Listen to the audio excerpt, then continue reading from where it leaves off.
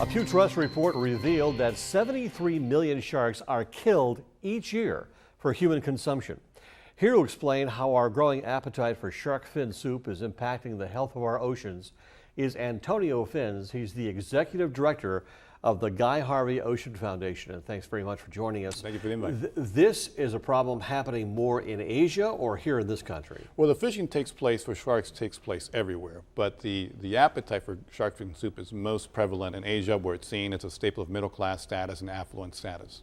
So we don't have that much of an appetite for shark fin soup here in this country, but the fishing does take place in the Atlantic waters. It does, and we are a harvesting ground for sharks. That the fins are sliced off and then sent to Asia for the soups.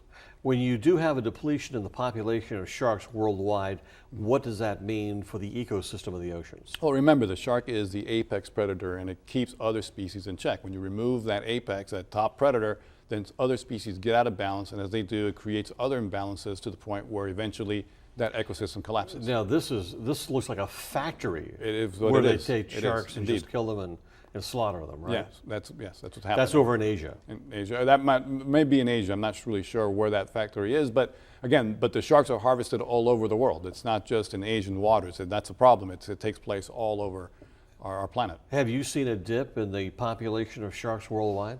Well, we have seen anecdotally where there are in certain places the fewer of the sharks that are supposed to be there, and you're starting to see imbalances in other species there.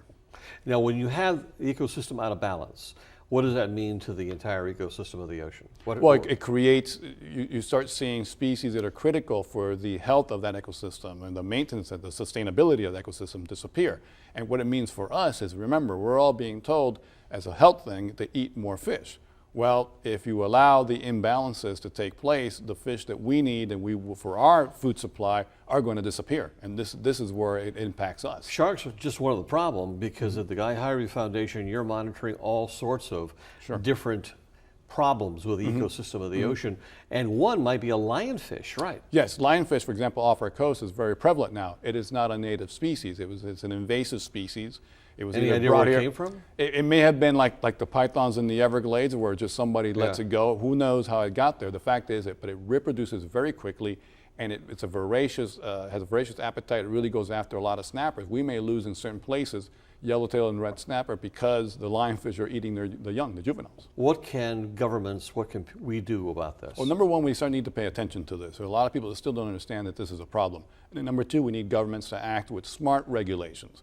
Now, at the Ocean Foundation, we love to fish, we love to eat fish, but we got to have sustainable fishing practices so that we don't deplete the oceans and we don't create these imbalances. And sharks might be fearsome for some, but they're very important for the entire ecosystem of the ocean. They are the critical piece.